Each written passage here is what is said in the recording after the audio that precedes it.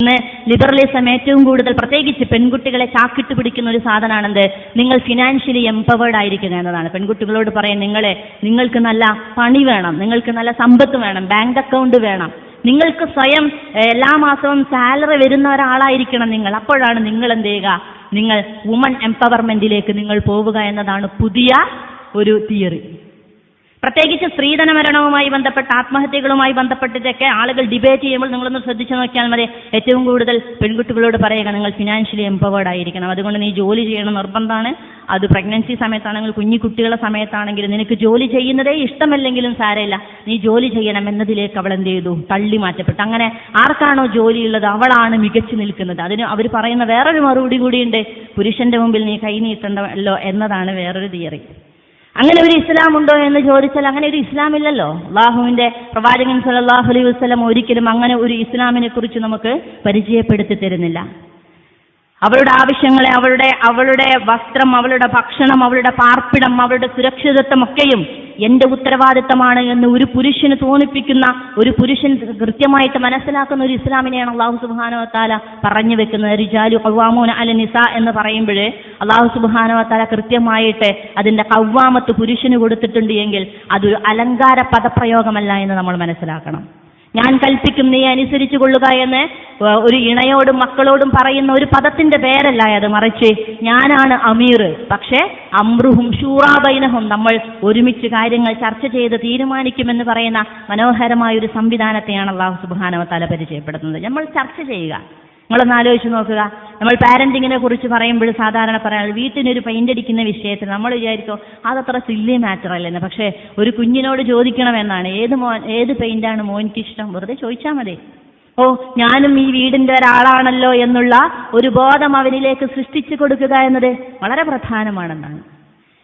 എന്റെ പണം കൊണ്ട് ഞാൻ എടുക്കുന്ന കാറല്ലേ, ഇവനോട് എന്തിനു അഭിപ്രായം ചോദിക്കുന്നത് എന്നത് മാറ്റി അംറുഹും ശൂറാ ബൈനഹും, നിനക്ക് ഏതാണ് കളറ്, നിനക്ക് ഏതാ കളർ ഇഷ്ടമെന്ന് പെണ്ണിനോട് ചോദിക്കുമ്പോൾ മറുപടിയൊന്നും പറഞ്ഞില്ലെങ്കിലും ഞാനും ഈ കുടുംബത്തിലൊരംഗമാണെന്ന് തോന്നിപ്പിക്കുക എന്ന് പറയുന്നത്, ശൂറ എന്ന് പറയുമ്പോൾ എത്രമാത്രം പ്രാധാന്യത്തോടു കൂടിയാണ് പ്രവാചകൻ സല്ലല്ലാഹു അലൈഹി വസല്ലം ജീവിതത്തിൽ കാണിച്ചു തന്നതെന്നും നമുക്ക് മനസ്സിലാക്കാൻ സാധിക്കും.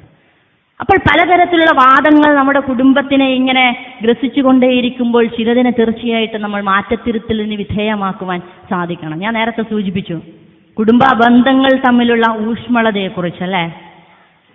നമുക്ക് അമ്മായിമാരെ കുറിച്ച് ഈയടുത്ത് ഒരു പ്രധാനപ്പെട്ട ഒരു രസകരമായ ഒരു കഥ കേൾക്കുകയുണ്ടായി. ഒരമ്മായിയമ്മ അവര് തൊട്ടയൽവക്കക്കാരോട് സംസാരിക്കുകയാണ്. അവരോട് സംസാരിക്കുമ്പോഴേ ചോദിക്കുന്നുണ്ടല്ല, മോൻ്റെയും മോളെയൊക്കെ കല്യാണം കഴിഞ്ഞല്ലോ, എന്താ അവസ്ഥ? രണ്ടുപേരും വിദേശത്തൊക്കെ ആണല്ലോ, അടുത്താണ് കല്യാണം കഴിഞ്ഞ്, എന്താണ് സുഖം തന്നെയല്ലേ എന്ന് പറഞ്ഞപ്പോഴേ, സുഖമാണ് മോൾക്ക്, എനിക്ക് ഭയങ്കര സന്തോഷം തോന്നുന്നുണ്ട് മോളെ കാര്യത്തിൽ, കാരണം അവളെ ഏറ്റവും കൂടുതൽ കെയർ ചെയ്യുന്ന ഒരാളെയാണ് അവൾക്ക് കിട്ടിയത്. പീരീഡ്സിന്റെ ടൈമാണ്, നന്നായിട്ട് നോക്കുന്നുണ്ട്, ചൂടുവെള്ളമൊക്കെ വെച്ച് കൊടുക്കേണ്ടത്, ഏറ്റവും അവൾക്ക് എഴുന്നേൽക്കാൻ പോലും പറ്റാത്തൊരവസ്ഥയിലാണ്, പക്ഷേ ഏറ്റവും നന്നായിട്ട് കെയർ ചെയ്യുന്നു എന്നതാണ് എൻ്റെ സന്തോഷം, അൽഹംദുലില്ലാഹ് എന്ന് സന്തോഷത്തോടെ പറയുന്നുണ്ട്. അപ്പോൾ ചോദിച്ചു, എന്താണ് മോൻ്റെ അവസ്ഥ, മരുമോളൊക്കെ എന്ത് പറയുന്നു? അപ്പോൾ പറഞ്ഞേ, എനിക്ക് ഭയങ്കര അത്ഭുതം തോന്നുന്നു, അവൻ എപ്പോഴാണ് ഇങ്ങനെ ഒരു പെൺകോന്തനായി മാറിയതെന്ന്, അവൾക്കെന്തോ പീരീഡ്സ് ആകാൻ പറ്റാൻ തോന്നുന്നു, മാറുന്നില്ല, അടുത്ത് നിന്നിട്ട് ഒരു രക്ഷയില്ല, ഇന്ന് വരെ ഒരു പച്ചവെള്ളം പോലും കൊണ്ടുവരാത്ത ആളാണ്, അവളെ നോക്കുന്നു, അവളെ ശുശ്രൂഷിക്കുന്നു, എങ്ങനെയാണ് എൻ്റെ കുട്ടി ഇങ്ങനെ മാറിപ്പോയത് എന്ന് പറയുന്ന ഒരു കൺസെപ്റ്റിനെ കുറിച്ച് നമ്മളൊന്ന് ആലോചിച്ച് നോക്കും. എൻ്റെ മകൾക്ക് കിട്ടേണ്ടുന്ന ഇണ എങ്ങനെ ആയിരിക്കണം എന്നതിനെ കുറിച്ച് നമുക്ക് വലിയ സ്വപ്നങ്ങളുണ്ട്, പക്ഷേ ഏതോ ഒരാൾ വളർത്തിയ ഒരു മകനാണത്. പക്ഷേ എൻ്റെ മകൻ എങ്ങനെ ആയിരിക്കണം എന്നതിനെ കുറിച്ച്, അവന് വന്ന മാറ്റത്തെക്കുറിച്ച് നമ്മൾ എങ്ങനെയാണ് വിലയിരുത്തുന്നത് എന്നതും ഒരു ചോദ്യമാണല്ലോ. അതുപോലെ തന്നെയാണ് മരുമകളെ കുറിച്ചും അല്ലേ. എൻ്റെ മരുമകൾ വീട്ടിലേക്ക് പ്രവേശിക്കുന്നതിന് അതോടുകൂടി ഉമ്മയും മകനും ശത്രുവാകുന്ന ഒരു കൺസെപ്റ്റ് തീർച്ചയായിട്ടും ഇസ്ലാമിൽ ഇല്ല എന്നത് നമ്മൾ മനസ്സിലാക്കണം. ഇങ്ങനെ ജീവിതത്തിനെ കുറിച്ച്, അതിൻ്റെ ബന്ധങ്ങളെക്കുറിച്ച്, അതിൻ്റെ മനോഹാരിതയെക്കുറിച്ച് മനസ്സിലാക്കുകയും ജീവിതത്തെ ചില ചിട്ടവട്ടങ്ങളോടുകൂടി ഒതുക്കവും ചിട്ടയുമുള്ള മനോഹരമായ ഒരു കാര്യമാക്കിയിട്ട് മാറ്റി തീർക്കുക എന്നത് തീർച്ചയായിട്ടും ഈ തണലാണ് കുടുംബം എന്ന ക്യാമ്പയിനിലൂടെ നമ്മൾ മനസ്സിലാക്കേണ്ടുന്ന കാര്യമാണ്. അവസാനമായി വൃദ്ധരായ മാതാപിതാക്കളെ കുറിച്ചാണ്. വൃദ്ധരായ മാതാപിതാക്കളെ കുറിച്ച് ഒരിക്കൽ റൊണാൾഡോയുടെ ഒരു മാധ്യമപ്രവർത്തകൻ ചോദിക്കുന്നുണ്ടത്രേ, താങ്കൾ എന്താണ് അമ്മക്ക് വേറെ വീടെടുത്തു കൊടുക്കാത്തത്? അപ്പോൾ അദ്ദേഹം പറയുന്നത്, ഞാൻ എന്തിനാണ് അവർക്ക് വേറെ വീടെടുത്തു കൊടുക്കുന്നത്? അവരെനിക്ക് കിട്ടിയ ഏറ്റവും വലിയ സമ്മാനമാണ്, ഞാൻ അവർക്ക് അഭയവുമാണ്. കാരണം ചെറുപ്പത്തിൽ എൻ്റെ ഫുട്ബോൾ ഞാൻ കളിക്കാൻ തുടങ്ങിയ ആദ്യ കാലഘട്ടത്തിലൊക്കെ ഞാൻ പ്രാക്ടീസൊക്കെ ചെയ്യാൻ പോകുന്ന സമയത്ത് വല്ലാതെ പ്രയാസപ്പെട്ടിരുന്നു ഞങ്ങൾ. എനിക്ക് ഭക്ഷണം തരാൻ വേണ്ടി പലപ്പോഴും അവർ രാത്രിയിൽ പട്ടിണി കിടന്ന് എന്നെ ഊട്ടിയിട്ടാണ് അവർ ഉറങ്ങാറുണ്ടായിരുന്നത്. എനിക്ക് കളിസാധനങ്ങൾ വാങ്ങുവാൻ വേണ്ടി ആഴ്ചയിൽ 7 ദിവസം അവർ ക്ലീനിങ് ജോലിക്ക് പോകുമെന്ന് മാത്രമല്ല, വൈകുന്നേരങ്ങളിലും അവർ എക്സ്ട്രാ ജോലി എടുക്കുമായിരുന്നു. വീടുകൾ ക്ലീൻ ചെയ്യാൻ പോയിട്ടാണ് എൻ്റെ അമ്മ എന്നെ വളർത്തിയത്. അതുകൊണ്ട് അവർ എനിക്ക് ദൈവം നൽകിയ ഏറ്റവും വലിയ ഗിഫ്റ്റാണെന്ന് ഞാൻ വിശ്വസിക്കുന്നു എന്ന് പറയുന്ന ഒരു വാക്ക് നമുക്ക് കേൾക്കാൻ സാധിക്കും. എന്ന് പറഞ്ഞാൽ വൃദ്ധരായ മാതാപിതാക്കളെക്കുറിച്ചും വിശുദ്ധ ഖുർആൻ പറഞ്ഞത് അവർക്ക് നിങ്ങൾ എന്ത് ചെയ്യണം? തീർച്ചയായിട്ടും ജനാഹുൽ മിനർ റഹ്മ, കാരുണ്യത്തിന്റെ തണലവർക്ക് നിങ്ങൾ വിരിച്ചു കൊടുക്കണം. ചിറകുകളോടാണ് ആ കാരുണ്യത്തെ അല്ലാഹു സുബ്ഹാനഹു വ തആല വിശേഷിപ്പിച്ചിട്ടുള്ളത്. ചിറക് വിരിച്ചു കൊടുക്കണം മാതാപിതാക്കൾക്ക്. നമ്മുടെ വീട്ടിലെ പിതാക്കന്മാരെ കുറിച്ച് പറയാറുണ്ട്, അവർ കൊണ്ട വെയിലാണ് നമ്മളുടെയൊക്കെയും തണല്. ചിലപ്പോൾ പ്രവാസികളായ പിതാക്കളെ കുറിച്ച് അവരിങ്ങനെ, നമ്മൾ ഈദിനൊക്കെ ഫോൺ വിളിക്കുന്ന സമയത്ത് അവരിങ്ങനെ ഫോൺ എടുക്കുക, അല്ലെ ഉപ്പ കുപ്പായിട്ടോ എന്ന് ചോദിക്കുമ്പോൾ ഒരു ചിരി മാത്രമായിരിക്കും മറുപടി. എന്ന് പറഞ്ഞാൽ ആഘോഷങ്ങൾ ഇവിടെ നടക്കുമ്പോൾ ഒരു ദിവസം കിട്ടിയ ഒരു അവധിയിൽ തനിക്ക് വിശ്രമിക്കാമെന്ന് കരുതി കുറച്ച് ഭക്ഷണവും കഴിച്ച് വിശ്രമിക്കുന്ന, ആഘോഷമേതുമില്ലാത്ത ഒരു മനുഷ്യനെ കുറിച്ച് നമ്മൾ പിന്നെയാണ് മനസ്സിലാക്കുക, അദ്ദേഹം ഇത്രകാലവും കൊണ്ട വെയിലിന്റെ തണലാണ് നമ്മൾ ഇത്രകാലവും അനുഭവിച്ചത് എന്നത്.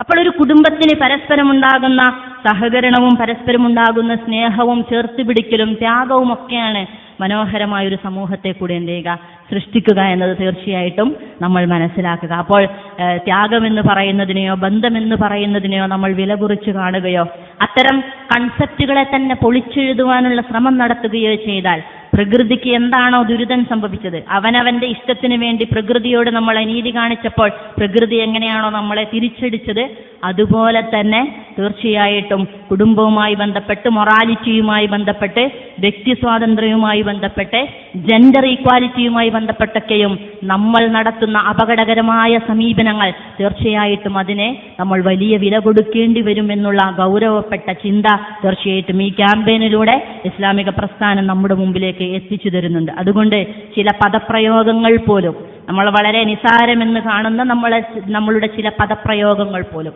നമ്മൾ വളരെ മൈന്യൂട്ട് എന്ന് കരുതുന്ന ചില പ്രവർത്തനങ്ങൾ പോലും, നേരത്തെ ഹൽക്കാമീർ സൂചിപ്പിച്ചതുപോലെ വളരെ ചെറുതെന്ന് തോന്നുന്ന സ്നേഹപ്രകടനങ്ങൾ പോലും ഒരു കുടുംബത്തിന്റെ മനോഹരമായ നിലനിൽപ്പിന് എത്രമാത്രം അത്യന്താപേക്ഷിതമാണെന്ന് വീണ്ടും വീണ്ടും ചിന്തിക്കുന്ന, സ്വന്തത്തിലേക്ക് തിരിഞ്ഞു നോക്കുന്ന, മനോഹരമായ തണല് ലഭിക്കുന്ന, വീണ്ടും വീണ്ടും ഒരുമിച്ച് കൂടണമെന്ന് മനുഷ്യൻ ആഗ്രഹിക്കുന്ന, ഞാൻ തളർന്നു വീഴുമ്പോൾ ചേർത്ത് പിടിക്കാൻ ഒരാളുണ്ട്, എന്നെ യാത്രയാക്കുവാൻ, എന്നെ സ്വീകരിക്കുവാൻ മനുഷ്യരുണ്ട് എന്ന് മനുഷ്യൻ സന്തോഷത്തോടുകൂടി ഓർക്കുന്ന ഒരു ഇടമായിട്ട് തീർച്ചയായിട്ടും നമ്മുടെ കുടുംബങ്ങളൊക്കെയും മാറ്റട്ടെ.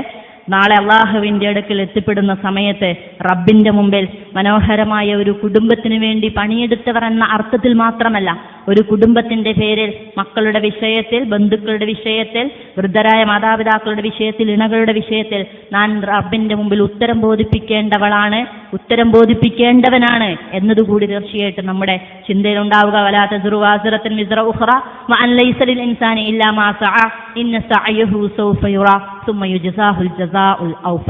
നമ്മുടെ കർമ്മങ്ങൾക്കൊക്കെയും അല്ലാഹുവിന്റെ അടുക്കൽ കൃത്യമായ പ്രതിഫലം ലഭിക്കും എന്ന ഒരു തിരിച്ചറിവോടുകൂടി തീർച്ചയായിട്ടും ഈ ക്യാമ്പയിൻ നാളുകളിലും കേൾക്കുകയും വീണ്ടും വീണ്ടും കേൾക്കുകയും മനസ്സിലാക്കുകയും നമ്മെ വീണ്ടും വീണ്ടും കഴുകി വൃത്തിയാക്കുകയും ചെയ്യാൻ അല്ലാഹു സുബ്ഹാനഹു വ തആല നമ്മെ എല്ലാവരെയും അനുഗ്രഹിക്കുമാറാവട്ടെ എന്ന് പ്രാർത്ഥിച്ചുകൊണ്ട് ഞാൻ എൻ്റെ വാക്കുകൾ അവസാനിപ്പിക്കുകയാണ്. വാഖിറു ദഅവാന അൽഹംദുലില്ലാഹി റബ്ബിൽ ആലമീൻ. അസ്സലാമു അലൈക്കും വറഹ്മത്തുള്ളാഹി വബറകാതുഹു.